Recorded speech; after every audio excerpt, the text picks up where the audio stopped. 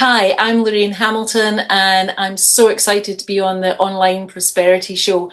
Tune into my episode. I'm going to give you some of the insights into what got me to where I am today, and I can't wait to share it with you.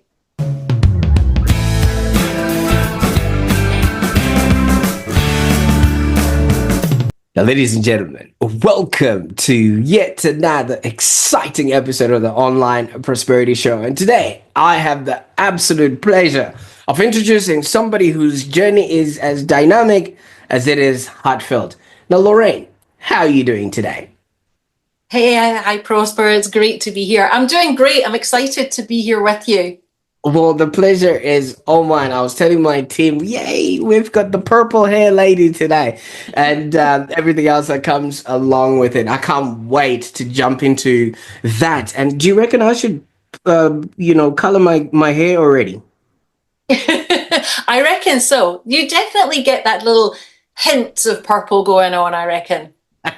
Fantastic. All right. Thank you so much for giving me that permission. But for those that are tuning in and joining us, welcome aboard. This is the Online Prosperity Show. And our guest today is Lorraine Hamilton. She's not just an ICF accredited PCC coach and creator of the revolutionary Switch coaching system. No, she's actually a recovering engineer, part time stand up comedian, and voracious tea drinker, and also a wannabe race car driver.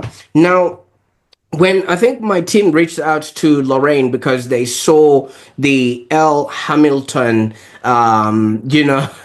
initials, and they thought they're actually bringing in the race car driver. But I think we'll make do with what we've got on short notice, right? Isn't that correct, Lorraine? Yeah, okay. But I actually, I've been Elle Hamilton for a long time. So, and Lou's done all right, but yeah, I'm the real deal.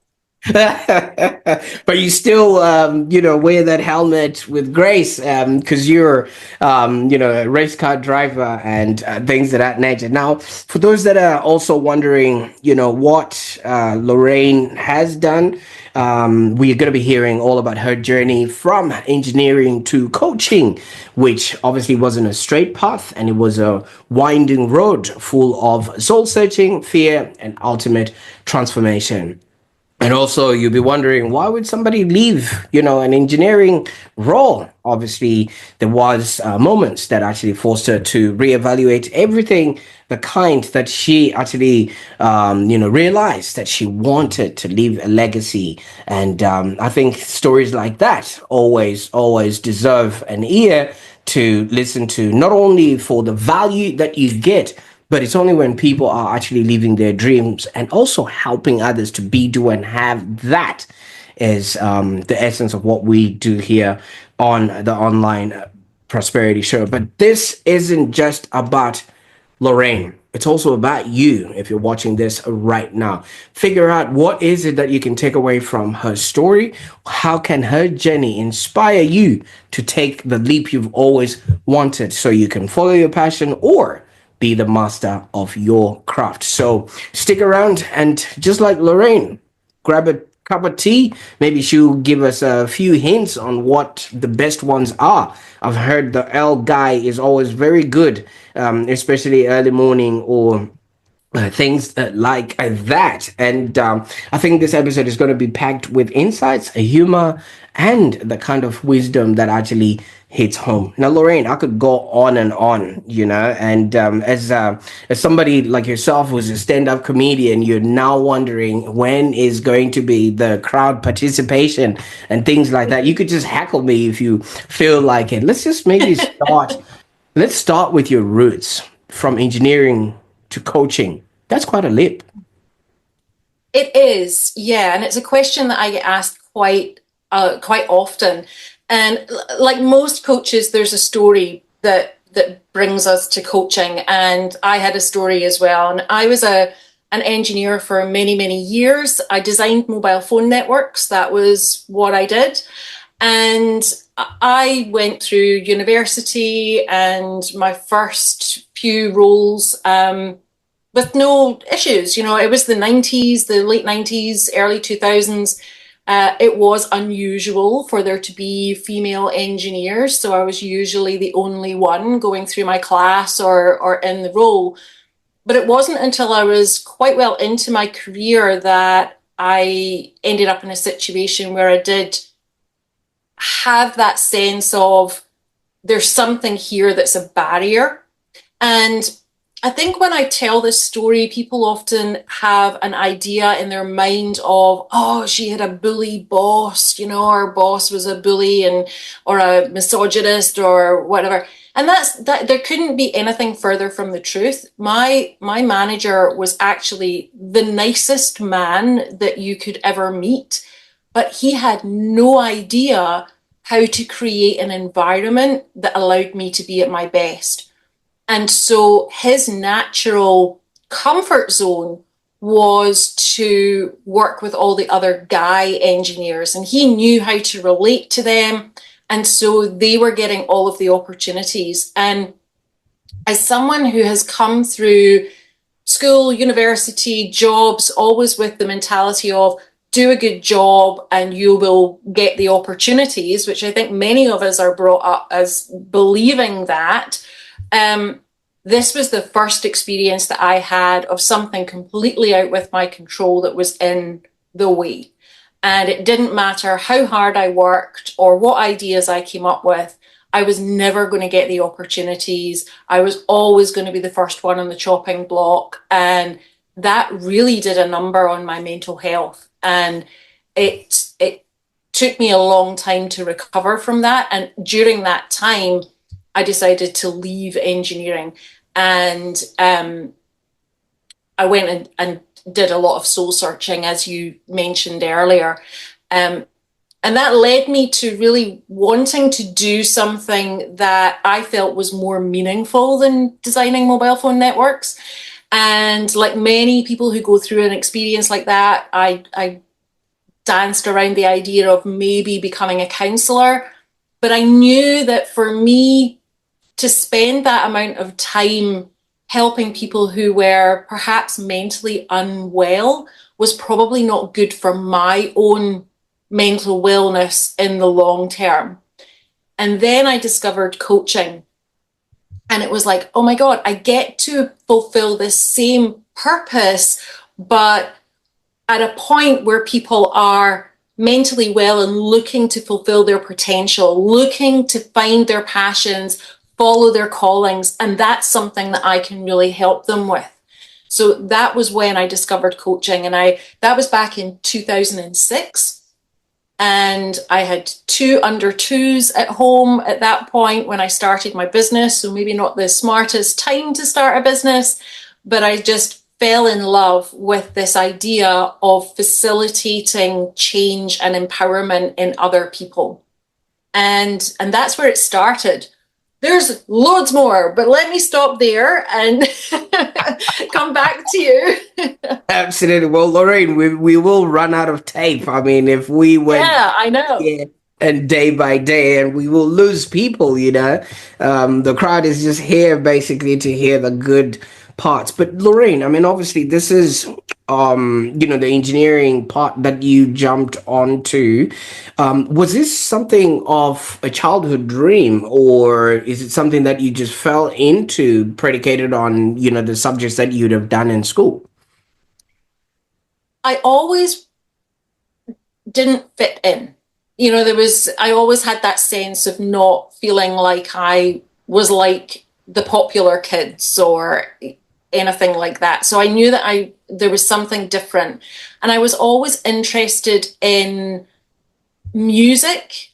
But I didn't have the patience to learn an instrument. Some of my friends were very, very good and they were joining bands and creating bands in their teenage years. And I was like, I can get a tune out of, or I can get a sound out of pretty much anything, but I cannot get a tune out of anything. And I didn't have the patience to master an instrument. So I was like, but I could make them sound good. I don't want to be famous, but I could make them sound good. So I actually did, an electronics and music technology degree and started out in that space. But but there's not a lot of money to be made in that unless you're very, very lucky. And so I fell into mobile technology because obviously learning about electronics and the way that sound behaves in music is transferable to radio waves and the way that your mobile phone works. Absolutely. And you know what? You didn't necessarily need to learn all the instruments because you could actually play all instruments in one in the form of the iPod. So, I mean, Of you know, course, you see, but it yeah, was always down to that trying to make somebody else shine. And even when I did have a role out of university where I was a sound engineer and producer, and it was all about making the artist shine. And that's, I think, the consistent thing throughout my whole career where I've been happiest and most successful. It's producing other people, facilitating other people, and leading other people, and that's definitely a theme that has contributed to everything that's gone well in my life. absolutely. Now, Lorraine, I was also growing up in the advent of the mobile phone, and to say that we couldn't keep up with the constant changes of Nokia and all their competitors, because you'd go and line up to buy a Nokia. By the time you go out of the shop, they're already replacing it with a new version of a Nokia. Is that the time that? It was that time, yeah. I mean, when I started, we were designing 2G technology. So it Right. was like back in the days of the bricks, and then moved in and I helped design one of the first pure 3G networks in the UK, and then brought that knowledge over to New Zealand and rolled out 3G, 4G. It just keeps on evolving because the thirst for data just is insatiable. So we need to find more and more technologies to get more data down the pipe for us all. Absolutely. Nah, those days, I mean, Nokia was just, I think they literally innovated themselves out of business because they they did all they could in that particular time. So It was now, like Nokia versus Motorola, whereas now it's Samsung versus iPhone, right? yeah, absolutely. But have you noticed in the last 10 years, the Nokia, the iPhone hasn't changed at all. It's just the same thing, only maybe the internal compartments but the phone is still just the same. I couldn't possibly comment. I'm a bit of a Samsung girl. Oh, what they haven't converted you, have they? No, no, I'm not an Apple girl. I'm a Samsung Android PC Up. girl. So I think we should just end the call right now. We can't be friends anymore, Prosper. Oh, there I was thinking it's gonna be the coolest interview, but when you've got a real phone, maybe give me a call and maybe we can, yeah, Yeah, all get right. on. Do you drive a hybrid or an EV as well? Because that's the death knell for us. I'm just checking the cloud to see who's got all my data today. No, fantastic. But Lorraine, obviously, you would have created a career for yourself, and knowing that what you were now doing in the engineering front had now become your way of being, but leaving that position in engineering would have been both terrifying, but you also explained that it was freeing all the same. I mean, terrifying in the fact that you had two under two right about that same time. Nobody leaves a job when you've got kids that young, and even if you've got support or whatever it is, you still need to make sure that you're going to be looking after them and things of that nature. Now, what were some of the fears that you had to overcome leaving that job, and how did you push through? Well, the second part of the story actually speaks to this even more. So, shortly after I left engineering and started my coaching business, I actually immigrated to the other side of the world and into New Zealand, where I am now. And in part to settle into a new country, I looked for a job. I was like, I was going to keep my coaching business on the side and get a job so that I could meet people. And one of the jobs that came up was an engineering contract, which I was really nervous about taking. But I eventually did take that contract, and it was a 6 month contract that lasted 7 years.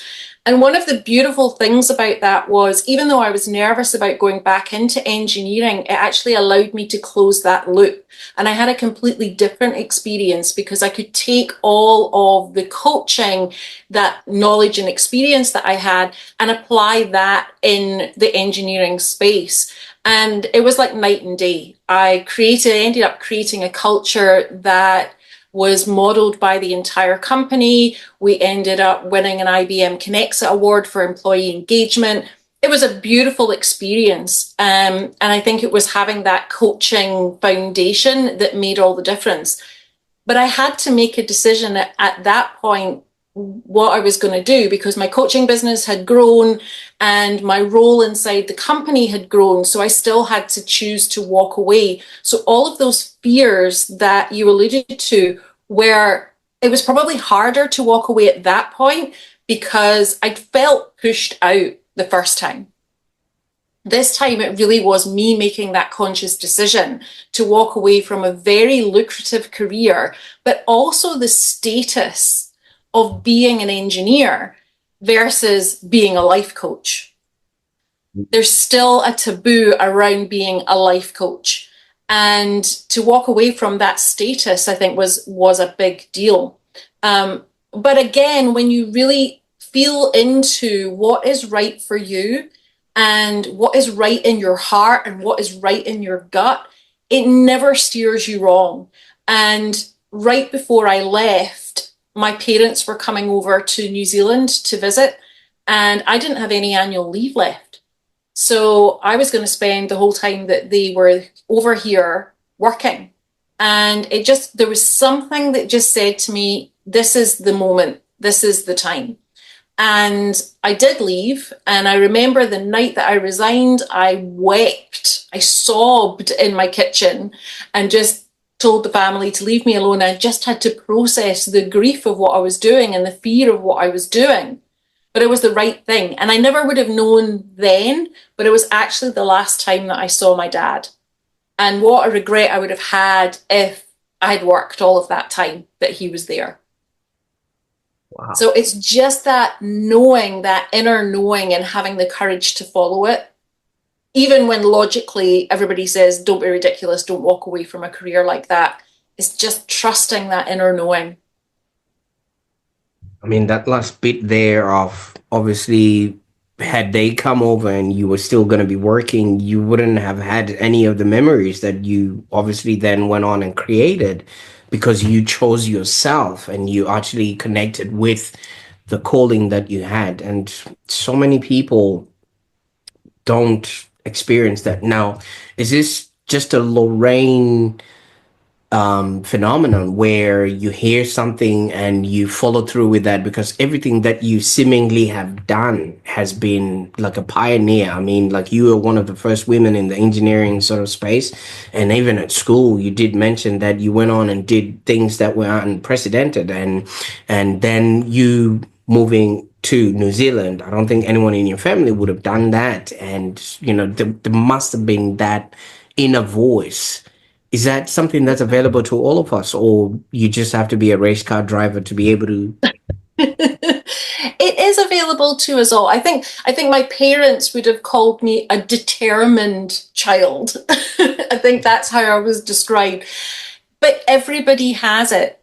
And I think a lot of people spend a lifetime ignoring it and learning how to push it down and not listen to those signals, and being able to trust their intuition. And that's really what it is.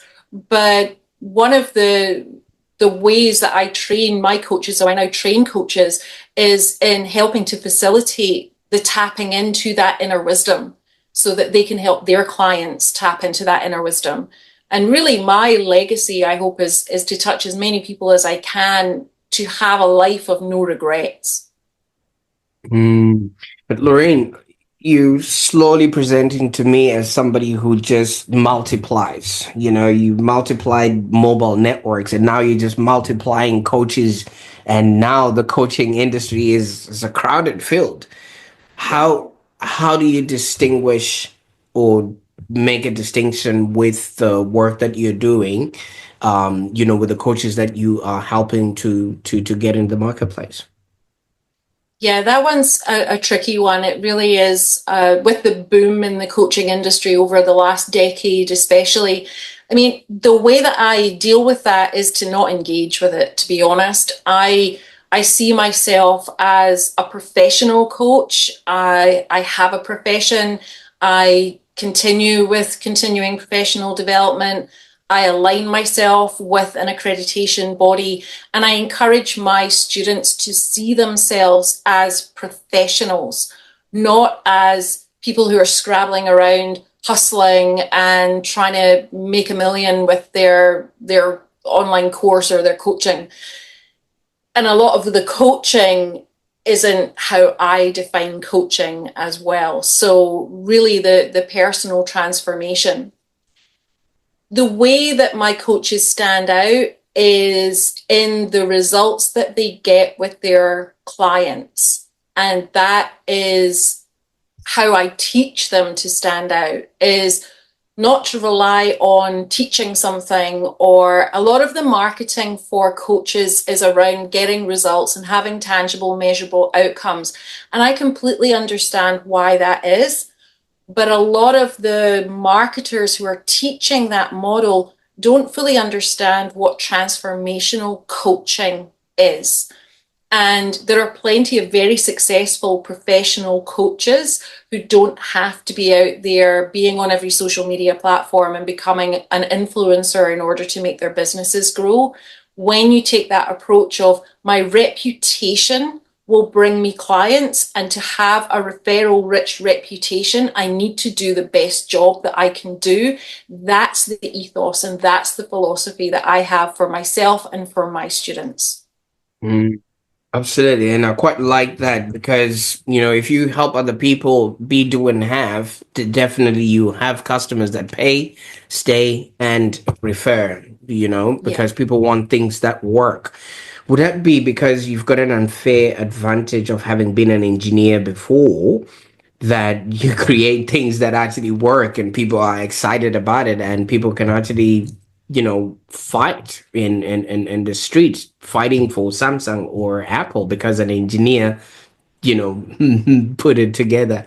I mean, how does I, your engineering background sort of give you a unique edge in your coaching and mentoring practices?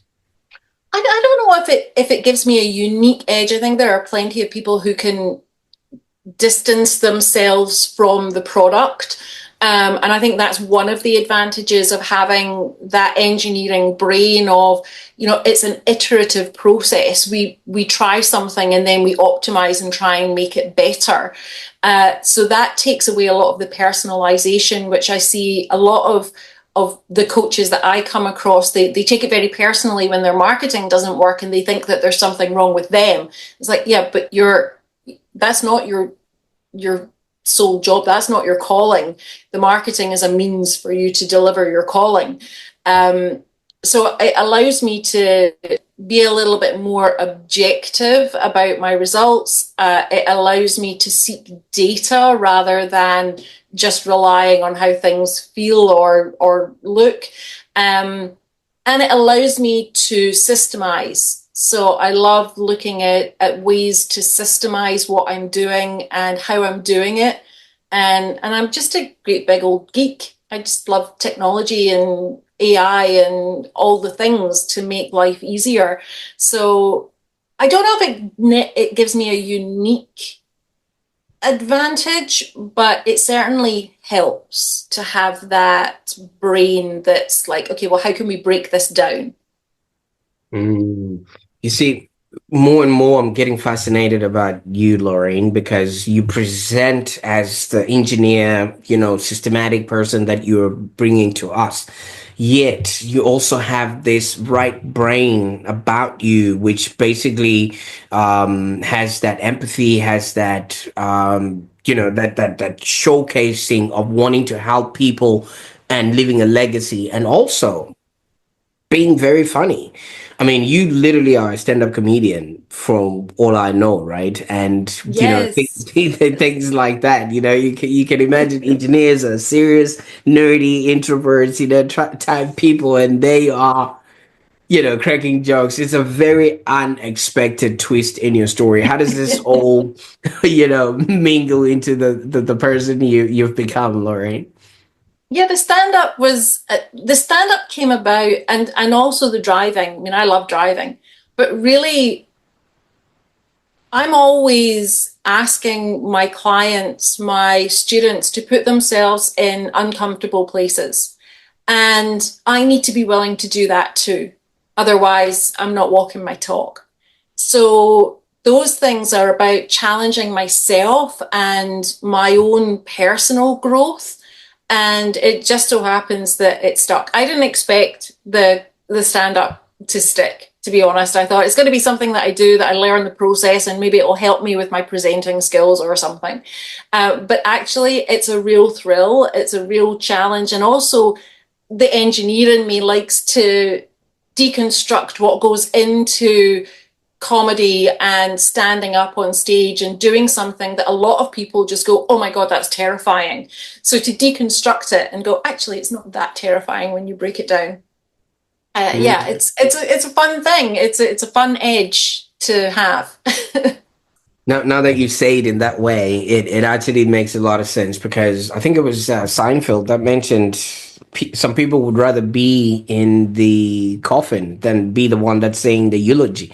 Now, can you imagine if you deconstruct how to maybe present yourself, how to pitch yourself, or things of that nature? You literally can speak to people and really show up in the world, and like we said and you have alluded to, there's a lot of coaches, and the advent of the pandemic just opened up that can of worms. I've now noticed from what you're doing and saying, you're really passionate about combating misinformation about the coaching world, right? Yeah. What's the biggest myth that you'd like to bust for aspiring coaches? The biggest myth is that you need to have your shit to forgive my language, but that you need to have your shit together in order to be a good coach. Mm. Because you're not and this is the other piece of the misunderstanding of what coaching is. So I think a lot of people think that coaching is teaching someone to do something that they can do. And that's not the art of professional coaching. The art of professional coaching is a set of skills that empowers the person in front of you to change. And most coaches that I come across are either teaching, they're not coaching at all, or they're coaching at a surface level. They're coaching an issue, they're coaching a goal. They're not coaching the person in front of them. And to me, that's what coaching is. So there's that misunderstanding of what the art of coaching is. And then also, in order to do that, to facilitate that change and empowerment in someone, that's a learned set of skills that can be taught, it can be learned, it can be mastered. And whilst I am not in any way suggesting that coaches are medical professionals in any sense, I want to make that very, very clear. But the analogy and the metaphor that I like to share is, how many doctors do you know that are unhealthy? Like, you walk in and you see a doctor and they're probably overweight, or maybe they're hypertensive or something, but we still trust them because we know they've done the training and we know they can do the job. And that is the same in professional coaching. It's a set of skills that can be learned, they can be mastered, and they facilitate change in another human being. It's literally connecting a person to their potential, really, because so many people have that barrier in there. So, I mean, your engineering days are just following you with this because you were connecting people with the mobile phones, but now you're connecting them back to themselves. Yeah, it is back to themselves. And to tap into that inner wisdom so that they can make those decisions and know what it feels like to follow their callings and their passions. But Lorraine, maybe you live in a different world than the one that we live in. You know, everybody would tell you, nah, that would never work. School would tell you, nah, you never amount to anything. You know, work would tell you, nah, you never get promoted. And your wife would tell you, nah, it's never. Well, I have to be careful, you know. I need dinner at the end of this, but I feel like this is a lot of fear that is either inherited and it becomes real to a lot of people, and fear of failure and also maybe fear of success really, really haunts a lot of people from actually pursuing their dreams. And this is where I think a coach comes in, breaks that pattern, and then takes somebody on the straight and narrow. What sort of advice would you give to somebody who's maybe tethering on the edge of a very big decision and they're just afraid because fear is holding them back? There, there was a brilliant description of fear that I learned from Tara Moore. And she describes fear as there are two words in Hebrew for fear. And one of them is pahad, and that is fear of imagined things. And that's the fear that stops most of us, the imagining what could go wrong. And the other fear is called yira, and that fear is of stepping into a bigger space. Now, I'm paraphrasing. I don't speak Hebrew, so forgive me if the translations are not 100% accurate, but the sense of there are two elements. There's fear of imagined things, what could go wrong, sometimes what could go right if we're talking fear of success, and fear of stepping onto a bigger stage. And that's where we can get excited, and it's that fear that we get over. So the advice that I would give someone who's in that situation is recognize whether you're experiencing pahad, which is this fear of what could be. And if that's the case, really, how does that serve you? And if it's yira, it's a fear of stepping into something bigger, inhabiting a bigger space, taking up bigger space, being seen. Because much of the fear that I come across is fear of visibility. It's not fear of failure or success. It's fear of actually being seen. That is something to lean into. And that is where the fear replicates excitement. So yira is something to move towards. Pahad, something to recognize and move away from. Absolutely, I quite like that. And so many people really cripple their growth, and just because, like you said, they don't want to be visible. Now, you've gone on and even written a book about it. I mean, you going on a train or in public with hair like that automatically is a conversation starter and automatically puts you out there in the open. Maybe you can comment a little bit on that because you definitely can be seen from a mile away. Yeah, so I did. The way that the book came about was I was on another podcast back in 2020, 2021, just around about the pandemic time. And we talked about fear, we talked about stepping into it. And the podcast host asked me at the end, and just sort of this off the wall question, what advice would you give your younger self? And I said, dye your hair purple sooner. And she said, oh, that's the title of your book. And that's what the book is called. But the essence of it was I used to have bright pink hair actually when I was a teenager. But at that point, it was like you see in nature. It was like brightly colored because it was like stay away. It's like I want to make myself look scary so nobody talks to me because I'm frightened of everything and everyone. And that's what it meant to me then. Whereas now what it means is, hey, I like color, I like having something a little bit different. I've always felt a little bit different. This is me wearing my inside on the outside. And I wish I had done that so much earlier than when I did do it and step into it. And that's something I think we could all be encouraged to do a little bit sooner. It's, whatever your dye your hair purple thing is, do it sooner. Don't have any regrets.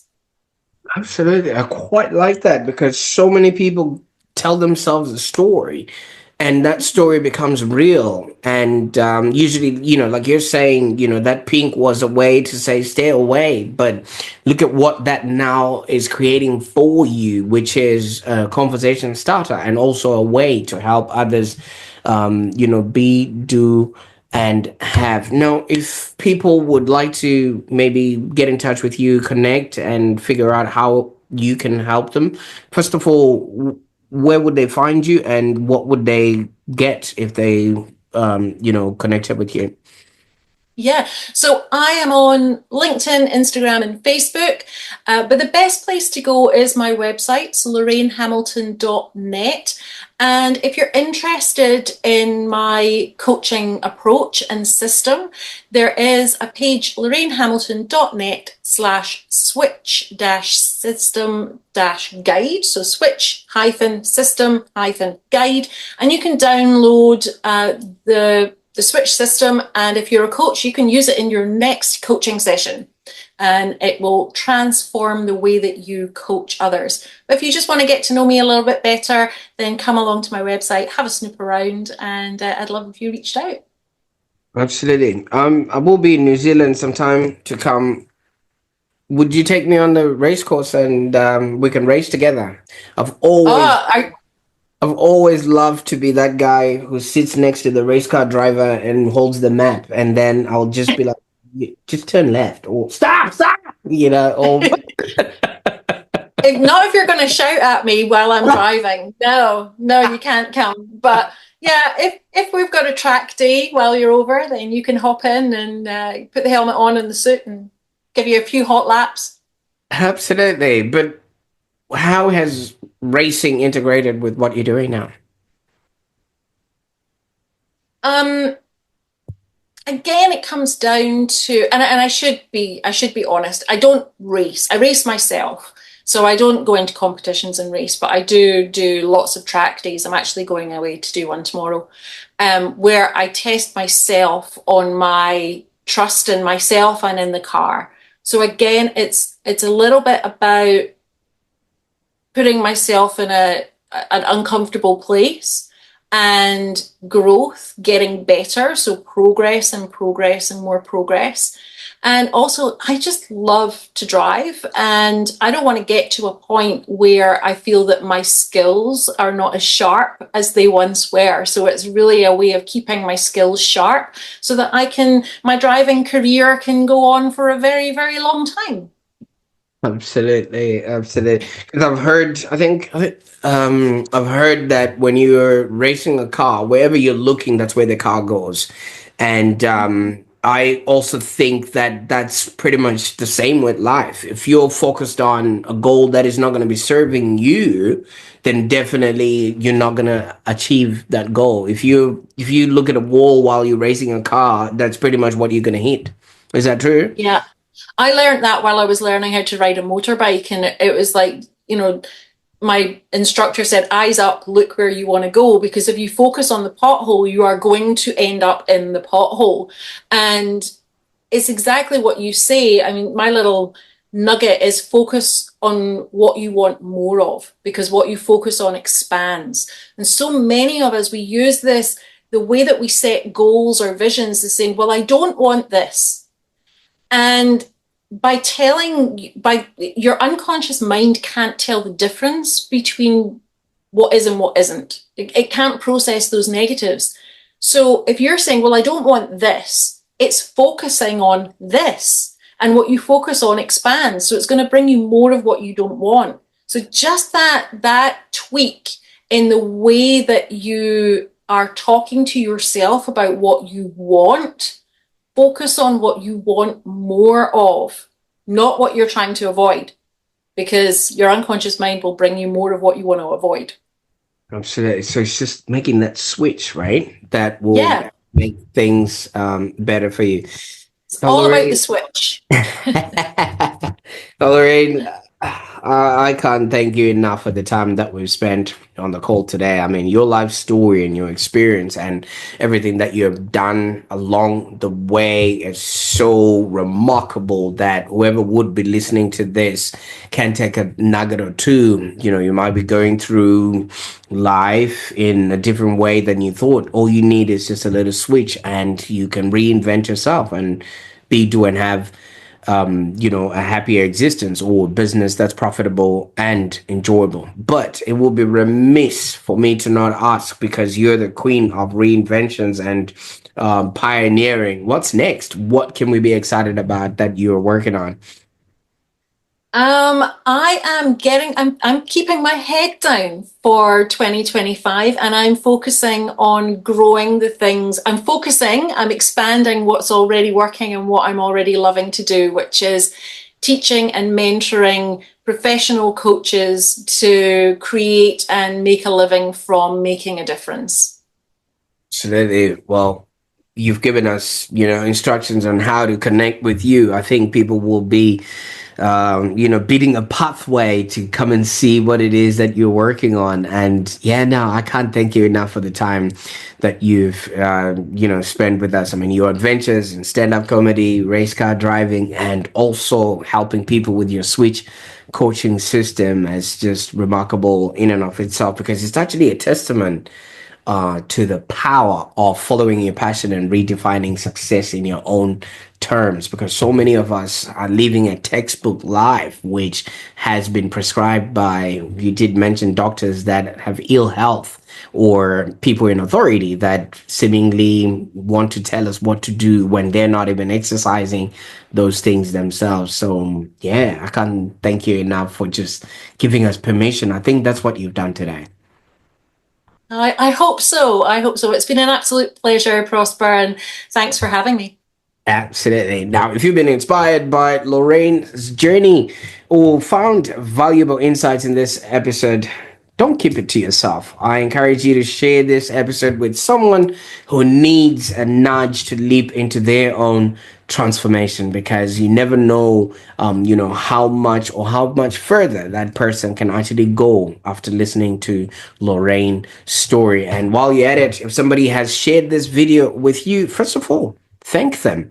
And remember to subscribe to the Online Prosperity Show so you never miss out on any of these extraordinary journeys that we embark on every single day. Until next time, keep thriving and keep creating your own ripple effect of positive change. Bye for now.